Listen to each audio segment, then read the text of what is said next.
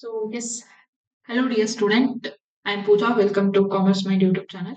So last session ಅಲ್ಲಿ ನಾವು change in demand curve ಬಗ್ಗೆ ನೋಡಿದ್ವಿ. Okay, S. ಟುಡೇ ಕ್ಲಾಸ್ ಅಲ್ಲಿ ನಾವು ಅದರ ಕಂಟಿನ್ಯೂಷನ್ ಪಾರ್ಟ್. ಸೊ ಎರಡು ಕೂಡ ಅದೇ ತರ ಬರುತ್ತೆ. ಸೊ ಅಂತಂದ್ರೆ ಚೇಂಜ್ ಇನ್ ಡಿಮಾಂಡ್ ಕರ್ವ್ ಅಂದ್ರೆ ಶಿಫ್ಟ್ ಆಗೋದು, ಅಂದ್ರೆ ಇನ್ಕ್ರೀಸ್ ಆದ್ರೆ ಸೊ ರೈಟ್ ವರ್ಡ್ ಶಿಫ್ಟ್ ಆಗುತ್ತೆ, ಡಿಕ್ರೀಸ್ ಆದ್ರೆ ಲೆಫ್ಟ್ ವರ್ಡ್ ಶಿಫ್ಟ್ ಆಗುತ್ತೆ. ಸೊ ಅದು ಲಾಸ್ಟ್ ಕ್ಲಾಸ್ ಅಲ್ಲಿ ಡಿಸ್ಕಷನ್ ಮಾಡಿದ್ವಿ ನಾವು. ಅದು ಬಿಸ್ನೆಸ್ ಎಕನಾಮಿಕ್ಸ್ ಅಲ್ಲಿ ಬರುವಂತಹ ಟಾಪಿಕ್. ಸೊ ಅದ್ರ ಮೇಲೆ ನಿಮ್ಗೆ ಸಾಕಷ್ಟು ಬಾರಿ ನೆಟ್ ಮತ್ತೆ ಕೆಸೆಟ್ ಅಲ್ಲಿ ಕ್ವಶನ್ಸ್ ರೈಸ್ ಮಾಡಿದ್ದಾರೆ. ಸೊ ಇವತ್ತಿನ ಕ್ಲಾಸ್ ಅಲ್ಲಿ movement along the demand curve ಬಗ್ಗೆ ನೋಡೋಣ. ಓಕೆ, ಸೊ ನಾವು ಲಾಸ್ಟ್ ಕ್ಲಾಸ್ ಅಲ್ಲಿ ಚೇಂಜ್ ಇನ್ ಡಿಮಾಂಡ್ ಕರ್ವ್ ಬಗ್ಗೆ ಡಿಸ್ಕಷನ್ ಮಾಡಿದ್ವಿ.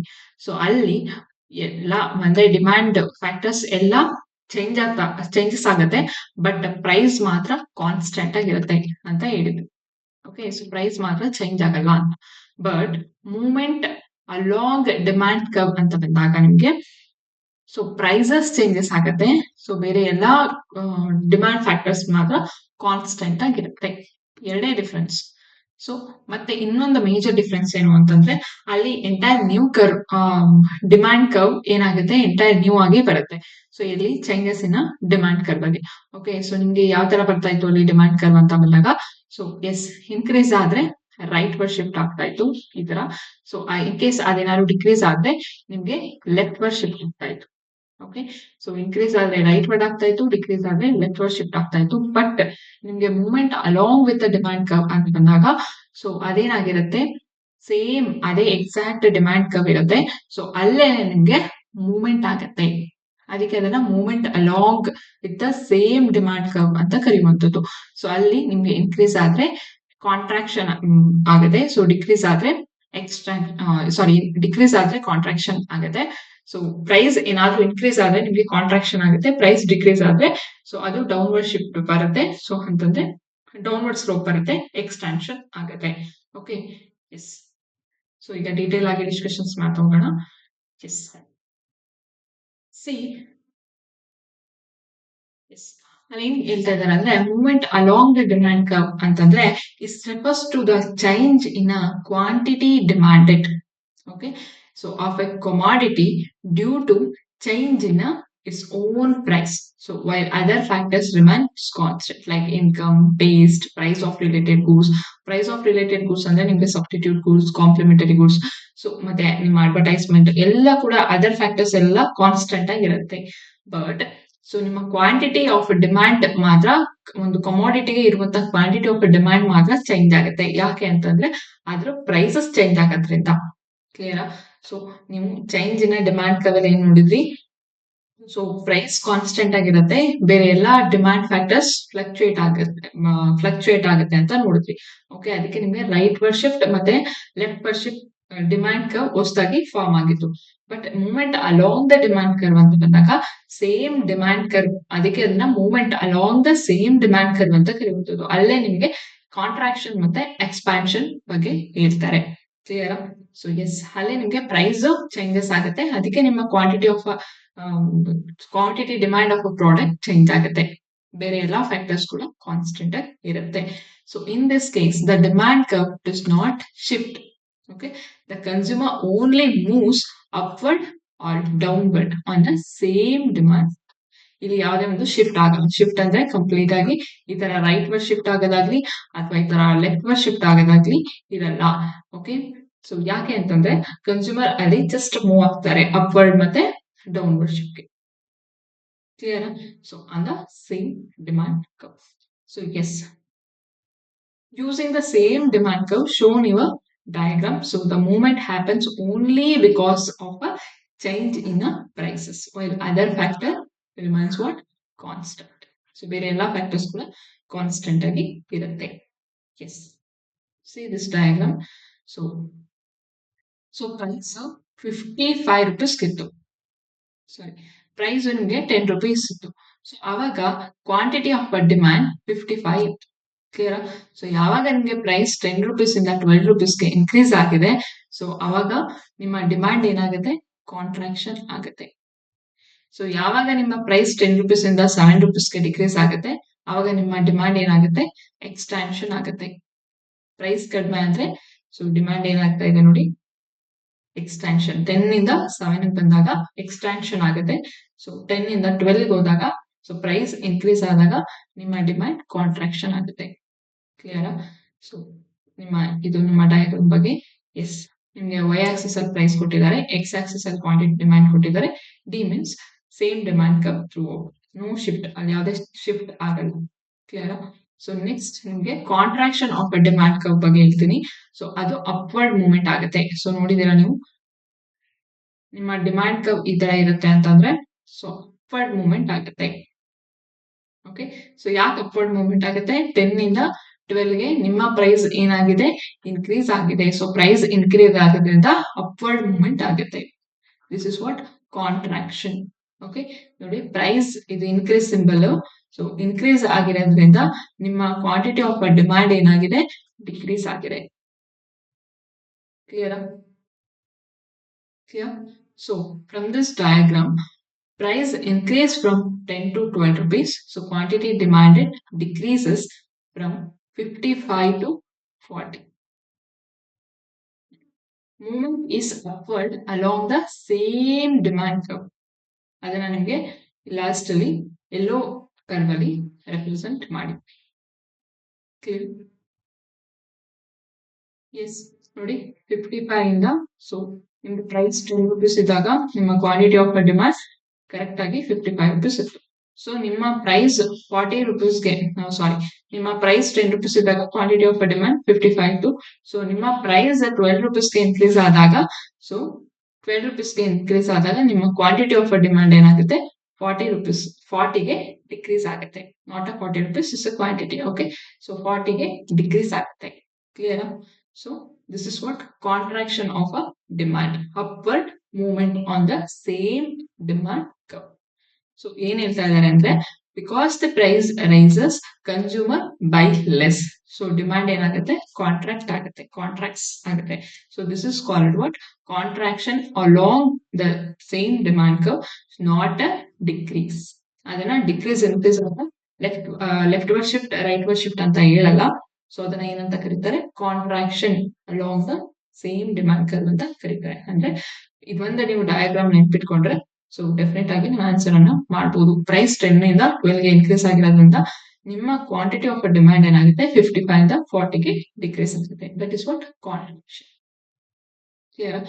ಸೊ ನೆಕ್ಸ್ಟ್ ನಿಮ್ಗೆ extension of a demand curve, downward movement on the same demand curve. ನೋಡಿ ನಿಮ್ಗೆ ಡಯಾಗ್ರಾಮ್ ಅಲ್ಲಿ ತೋರಿಸ್ತಾ ಇದ್ದಾರೆ. So downward movement. ಮ್ಯಾಮ್ ಯಾಕೆ ಡೌನ್ವರ್ಡ್ ಮೂವ್ಮೆಂಟ್? ಸಿ, ಸೊ ನಿಮ್ದು 10 rupees ಪ್ರೈಸ್ ಇದ್ದಾಗ ಕ್ವಾಂಟಿಟಿ ಆಫ್ ಡಿಮ್ಯಾಂಡ್ ಎಷ್ಟಿತ್ತು, 55. ಓಕೆ, ಸೊ ಯಾವಾಗ ಅವರು ಪ್ರೈಸ್ ನ ರಿಡ್ಯೂಸ್ ಮಾಡಿದ್ದಾರೆ, ಸೊ 10 ಇಂದ 7ಗೆ ಪ್ರೈಸ್ ರಿಡ್ಯೂಸ್ ಆಗಿದೆ. ಸೊ ಅವಾಗ ನಿಮ್ಮ ಕ್ವಾಂಟಿಟಿ ಆಫ್ ಡಿಮ್ಯಾಂಡ್ ಏನಾಗುತ್ತೆ, 55 ಇಂದ 75ಗೆ ಇನ್ಕ್ರೀಸ್ ಆಗುತ್ತೆ. ನೋಡಿ 7ಗೆ ಪ್ರೈಸ್ ರಿಡ್ಯೂಸ್ ಆದಾಗ ನಿಮ್ದು ಕ್ವಾಂಟಿಟಿ ಆಫ್ ಡಿಮ್ಯಾಂಡ್ 55 ಇಂದ 75ಗೆ ಇನ್ಕ್ರೀಸ್ ಆಗಿದೆ. So this is what extension or expansion of a demand curve. Clear? Yes. So ನೋಡಿ ಪ್ರೈಸ್ ಡಿಕ್ರೀಸ್ ಆಗಿದೆ. This is what decrease symbol. So price decrease ಆಗಿದೆ. ಸೊ ಅದಕ್ಕೆ quantity of a demand increase ಆಗಿದೆ. Clear? So from this diagram, price fall from 10 to 7 rupees. So quantity demand increases from 55 to 75 rupees. So movement is downward along the same demand curve. ಅದನ್ನ ನಿಮಗೆ green ಆರೋದಲ್ಲಿ show ಮಾಡಿದ್ವಿ. Clear? So next ಏನ್ meaning ಕೊಟ್ಟಿದ್ದಾನೆ ನೋಡಿ. So because the price fall consumer buy, ಯಾವುದೇ product ಆದ್ರೂ ಅಷ್ಟೇ, ಪ್ರೈಸ್ ಕಡಿಮೆ ಆಗಿದೆ ಅಂದ್ರೆ ಅದನ್ನ ಬೈ ಮಾಡೋರು ಕನ್ಸ್ಯೂಮರ್ಸ್ ಏನಾಗ್ತಾರೆ, ಜಾಸ್ತಿ ಆಗ್ತಾರೆ. ಸೊ ಡಿಮ್ಯಾಂಡ್ ಏನಾಗುತ್ತೆ, ಎಕ್ಸ್ಟ್ಯಾಂಡ್ ಆಗುತ್ತೆ. This is called what, extension along the demand curve, not increase in demand curve. Increase decrease ಬರೋದು ನಿಮಗೆ ಚೇಂಜ್ ಇನ್ ಡಿಮ್ಯಾಂಡ್ ಅಲ್ಲಿ ಮಾತ್ರ, ಲೆಫ್ಟ್ ವರ್ಡ್ ಮತ್ತೆ ರೈಟ್ ವರ್ಡ್ ಶಿಫ್ಟ್ ಅಂತ ಬರೋದು. ಸೊ ನೀವು ಲಾಸ್ಟ್ ಆ ವಿಡಿಯೋ ನೋಡಿದ್ರೆ ನಿಮಗೆ ಗೊತ್ತಾಗಿರುತ್ತೆ, ಕಾನ್ಸೆಪ್ಟ್ ಕ್ಲಾರಿಟಿ ಸಿಕ್ಕಿರುತ್ತೆ. ಓಕೆ, ಸೊ ಇಂಪಾರ್ಟೆಂಟ್ ಪಾಯಿಂಟ್ ಏನು ಅಂತಂದ್ರೆ, ಓನ್ಲಿ ಪ್ರೈಸ್ ಚೇಂಜಸ್, ಬಟ್ ನೀವು ಚೇಂಜ್ ಇನ್ ಡಿಮ್ಯಾಂಡ್ ಅಂತ ನಾನು ಲಾಸ್ಟ್ ಕ್ಲಾಸ್ ಅಲ್ಲಿ ಮಾಡಿರೋದ್ರಲ್ಲಿ, ಸೊ ಅಲ್ಲಿ ಪ್ರೈಸ್ ಕಾನ್ಸ್ಟೆಂಟ್ ಆಗಿರುತ್ತೆ, ಬಟ್ ನಿಮ್ಮ ಡಿಮ್ಯಾಂಡ್ ಮಾತ್ರ ಏನಾಗ್ತಾ ಇರುತ್ತೆ, ಫ್ಲಕ್ಚುಯೇಟ್ ಆಗ್ತಾ ಇರುತ್ತೆ. ಬಿಕಾಸ್ ನಿಮ್ಮ ಡಿಮ್ಯಾಂಡ್ ಬೇರೆ ಫ್ಯಾಕ್ಟರ್ಸ್ ಗಳು ಅಲ್ಲಿಗೆ ಇಂಪ್ಯಾಕ್ಟ್ ಆಗಿರುತ್ತೆ, ಎಫೆಕ್ಟ್ ಕೊಡ್ತಿರುತ್ತೆ. Like income, taste and preference. Okay, so substitute goods increase ಆಗೋದು, ಸೊ ಕಾಂಪ್ಲಿಮೆಂಟರಿ ಗುಡ್ ಡಿಕ್ರೀಸ್ ಆಗೋದು. ಸೊ ಈ ತರ ಇಂಪ್ಯಾಕ್ಟ್ ಎಫೆಕ್ಟ್ ಇಂದ ಅದೇನಾಗ್ತಾ ಇರುತ್ತೆ, ಇನ್ಕ್ರೀಸ್ ಮತ್ತೆ ಡಿಕ್ರೀಸ್ ಆಗ್ತಾ ಇರುತ್ತೆ. ಕ್ಲಿಯರ್? ಸೊ ಬಟ್ ನಿಮ್ಮ movement along with the same demand curve ಅಂತ ಬಂದಾಗ, ಸೊ ಪ್ರೈಸ್ ಏನಾಗಿರುತ್ತೆ, ಚೇಂಜ್ ಆಗ್ತಾ ಇರುತ್ತೆ. ಸೊ ಪ್ರೈಸ್ ಚೇಂಜ್ ಆಗ್ತಾ ಇರುತ್ತೆ, ಬೇರೆ ಎಲ್ಲಾ ಫ್ಯಾಕ್ಟರ್ಸ್ ಕೂಡ ಕಾನ್ಸ್ಟೆಂಟ್ ಆಗಿ ಇರುತ್ತೆ. So demand curve remains the same. So ನಾವು ಹೇಳಿದೀವಿ, ಸೊ ಡಿಮ್ಯಾಂಡ್ ಕರ್ವ್ ಯಾವುದೇ ಕಾರಣಕ್ಕೂ ಚೇಂಜ್ ಆಗಲ್ಲ. ಸೊ ಅದು ಹಂಗೆ ಕಾನ್ಸ್ಟೆಂಟ್ ಆಗಿ ಹಂಗೆ ಇರುತ್ತೆ. ಸೊ ನಿಮ್ಮ ಪ್ರೈಸಸ್ ಚೇಂಜ್ ಆದಾಗ ನಿಮ್ಮ ಕ್ವಾಂಟಿಟಿ ಆಫ್ ಡಿಮ್ಯಾಂಡ್ ಅಪ್ವರ್ಡ್ ಆಗ್ತಾ ಇರುತ್ತೆ ಅಥವಾ ಡೌನ್ವರ್ಡ್ ಆಗ್ತಾ ಇರುತ್ತೆ. ಅಪ್ವರ್ಡ್ ಆದ್ರೆ ಅದನ್ನ ಕಾಂಟ್ರಾಕ್ಷನ್ ಅಂತ ಇರ್ತೀವಿ, ಡೌನ್ವರ್ಡ್ ಆದ್ರೆ ಎಕ್ಸ್ಪಾನ್ಷನ್ ಅಂತ ಕರಿತೀವಿ. ಸೊ 2 ಟೈಪ್ಸ್ ಬರುತ್ತೆ. ಸೊ ಪ್ರೈಸ್ ಇನ್ಕ್ರೀಸ್ ಆದ್ರೆ ಕಾಂಟ್ರಾಕ್ಷನ್. ನೋಡಿ, 10 ಇಂದ 12 ಗೆ ಇಷ್ಟನ್ನು ನೆನ್ಪಿಟ್ಕೊಂಡ್ರು ನೀವು ಸಾಕು. ಸೊ ಪ್ರೈಸ್ ಇನ್ಕ್ರೀಸ್ ಆಗಿದ್ರೆ ಸೊ ಕಾಂಟ್ರಾಕ್ಷನ್, ಈ ಕಡೆ ಬಂದ್ರೆ contraction, upward movement. Clear? So upward movement ಹಂಗೆ ನೆನ್ಪಿಟ್ಕೊಳ್ಳಿ ನೀವು, ತುಂಬಾ ಕಾಂಪ್ಲಿಕೇಟೆಡ್ ಮಾಡ್ಕೋಬೇಡಿ. ಸೊ ನಾನು ಜಸ್ಟ್ ನಿಮಗೆ ಕಾನ್ಸೆಪ್ಟ್ ಕ್ಲಾರಿಟಿ ಸಿಗ್ಲಿ ಅಂತ ಸೊ ಇನ್ ಡೆಪ್ತ್ ಆಗಿ ಹೋಗಿದ್ದೀನಿ ಅಷ್ಟೇ. ಸೊ ನೀವು ಈಸಿಯಾಗಿ ಅರ್ಥ ಮಾಡ್ಕೊಳ್ಳಿ. So okay, so price increase ಆದ್ರೆ ನಿಮ್ಗೆ contraction, upward movement. So in case price decrease ಆದ್ರೆ 10 ಇಂದ 7 ರುಪೀಸ್ಗೆ ನಿಮ್ಗೆ ಪ್ರೈಸ್ ಡಿಕ್ರೀಸ್ ಆದಾಗ ಸೊ ನಿಮ್ಗೆ ಯಾವ ಮೂವ್ಮೆಂಟ್ ಬರುತ್ತೆ? ಎಸ್, ಎಕ್ಸ್ಪಾನ್ಷನ್ ಅಂತ ಕರಿತೀವಿ. ಪ್ರೈಸ್ ಏನಾದ್ರೂ ಫಾಲ್ ಆದ್ರೆ 10 ಇಂದ 7ಗೆ ನಿಮ್ಮ ಕ್ವಾಂಟಿಟಿ ಆಫ್ ಡಿಮ್ಯಾಂಡ್ ಏನಾಗುತ್ತೆ, ಇನ್ಕ್ರೀಸ್ ಆಗುತ್ತೆ. ಸೊ ಅದನ್ನ ಡೌನ್ವರ್ಡ್ ಮೂವ್ಮೆಂಟ್ ಅಂತ ಕರಿತೀವಿ. ಓಕೆ, ಸಾಕಷ್ಟು ಬಾರಿ ನಿಮ್ಗೆ ಮ್ಯಾಚ್ ದ ಫಾಲೋವಿಂಗ್ ಅಲ್ಲಿ ಈ ಕ್ವೆಶನ್ಸ್ ನ ಯುಜಿಸಿ ನೆಟ್ ಮತ್ತೆ ಕೆಸೆಟ್ ಅಲ್ಲಿ ಕೇಳಿದ್ದಾರೆ.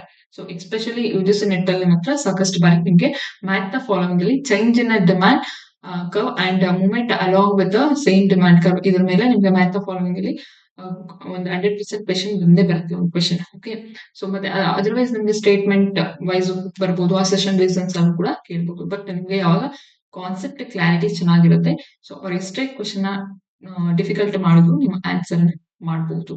ಓಕೆ, ಸೊ ಲೈಟ್ ಆಗಿ ನಾನು ಡಿಫ್ರೆನ್ಸ್ ಹೇಳ್ತೀನಿ. ಸೊ ಲಾಸ್ಟ್ ಕ್ಲಾಸ್ ಅಲ್ಲಿ ಮಾಡಿರೋದಕ್ಕೂ ಮತ್ತೆ ಇವತ್ ಕ್ಲಾಸ್ ಅಲ್ಲಿ ಮಾಡಿರೋದಕ್ಕೂ ಏನ್ ಡಿಫ್ರೆನ್ಸ್ ಅಂತ ಹೇಳ್ತೀನಿ. ಓಕೆ, ಸೊ ಲಾಸ್ಟ್ ಕ್ಲಾಸ್ ಅಲ್ಲಿ ಕೂಡ ಹೇಳಿದೆ, ಸೊ ಆ ವಿಡಿಯೋ ನೋಡಿದ್ರೆ ನಿಮಗೆ ಗೊತ್ತಾಗಿರುತ್ತೆ. So change in demand curve ಇವತ್ತು ಲಾಸ್ಟ್ ಕ್ಲಾಸ್ ಅಲ್ಲಿ ಮಾಡಿದ್ದು. So movement along with same demand curve ಇವತ್ತು ಮಾಡಿದ್ದು. ಸೊ ಯಾವ ಕಾಸಸ್ ಇಂದ ಆತರ ಆಗುತ್ತೆ, ಮೂವ್ಮೆಂಟ್ ಆಗುತ್ತೆ ಅಂತಂದ್ರೆ ಪ್ರೈಸ್ ಚೇಂಜಸ್ ಆಗೋದ್ರಿಂದ ಮೂವ್ಮೆಂಟ್ ಆಗುತ್ತೆ. ಬಟ್ ಡಿಮ್ಯಾಂಡ್ ಕರ್ವ್ ಯಾಕೆ ಇನ್ಕ್ರೀಸ್ ಮತ್ತೆ ಡಿಕ್ರೀಸ್ ಆಗುತ್ತೆ ಅಂದ್ರೆ change in income, taste, population, related goods, change in the price of related goods. Okay, so increase advertisement. Clear? So ಇದೆಲ್ಲ ಕಾರಣಗಳಿಂದ ಅದು ಡಿಮ್ಯಾಂಡ್ ಏನಾಗ್ತಾ ಇರುತ್ತೆ, ಡಿಮ್ಯಾಂಡ್ ಕರ್ವ್ ಚೇಂಜ್ ಆಗ್ತಾ ಇರುತ್ತೆ. ಕ್ಲಿಯರ್? ಸೊ ಇಲ್ಲಿ ಮೂವ್ಮೆಂಟ್ ಯಾಕೆ ಆಗ್ತಾ ಇರುತ್ತೆ, ಪ್ರೈಸ್ ಚೇಂಜ್ ಆಗೋದ್ರಿಂದ. So change in demand curve ಯಾಕೆ ಚೇಂಜ್ ಆಗ್ತಾ ಇರುತ್ತೆ ಅಂದ್ರೆ ಸೊ ಪ್ರೈಸ್ ಏನಾಗಿರುತ್ತೆ ಅಲ್ಲಿ ಕಾನ್ಸ್ಟೆಂಟ್ ಆಗಿರುತ್ತೆ. ಸೊ ಅದನ್ನ ಮಾತ್ರ ನೀವು ಯಾವಾಗ್ಲೂ ಮರಿಬಾರ್ದು. So change in demand curve ಅಂತ ಬಂದಾಗ ಪ್ರೈಸ್ ಏನಾಗಿರುತ್ತೆ ಅಲ್ಲಿ ಕಾನ್ಸ್ಟೆಂಟ್ ಆಗಿರುತ್ತೆ, ಬೇರೆ ಫ್ಯಾಕ್ಟರ್ಸ್ ಮಾತ್ರ ಚೇಂಜಸ್ ಆಗ್ತಾ ಇರುತ್ತೆ. ಸೊ ಕರ್ವ್ ಅಂತ ಬಂದಾಗ ಸೇಮ್ ಡಿಮ್ಯಾಂಡ್ ಕರ್ವ್, ಸೇಮ್ ಅದೇ ಡಿಮ್ಯಾಂಡ್ ಕರ್ವ್ ಅಲ್ಲಿ ನಿಮ್ಗೆ ಅಪ್ವರ್ಡ್ ಮತ್ತೆ ಡೌನ್ವರ್ಡ್ ಮೂವ್ಮೆಂಟ್ ಆಗ್ತಾ ಇರುತ್ತೆ. But change in demand curve ಅಂತ ಬಂದಾಗ ಸೊ ಕಂಪ್ಲೀಟ್ ಆಗಿ ನಿಮ್ಗೆ ಡಿಮ್ಯಾಂಡ್ ಕರ್ವ್ ಹೊಸದಾಗಿ ಬಂದಿರುತ್ತೆ. ಸೊ ರೈಟ್ ಇನ್ಕ್ರೀಸ್ ಆದ್ರೆ ರೈಟ್ ವರ್ಡ್ ಶಿಫ್ಟ್ ಆಗುತ್ತೆ, ಡಿಕ್ರೀಸ್ ಆದ್ರೆ ಲೆಫ್ಟ್ ವರ್ಡ್ ಶಿಫ್ಟ್ ಬರುತ್ತೆ. ಅದರ ನಿಮ್ ಲಾಸ್ಟ್ ವಿಡಿಯೋ ನೋಡಿದ್ರೆ ನಿಮಗೆ ಗೊತ್ತಿರುತ್ತೆ. ಸೊ ಡೈರೆಕ್ಷನ್ ಅಂತ ಬಂದಾಗ movement along with same demand curve ಅಲ್ಲಿ ಅಪ್ವರ್ಡ್ ಮತ್ತೆ ಡೌನ್ವರ್ಡ್ ಬರುತ್ತೆ. ಹಂಗೆ ನಾವು ಪ್ರೊನೌನ್ಸ್ ಮಾಡೋದು upward movements and downward movements ಅಂತ.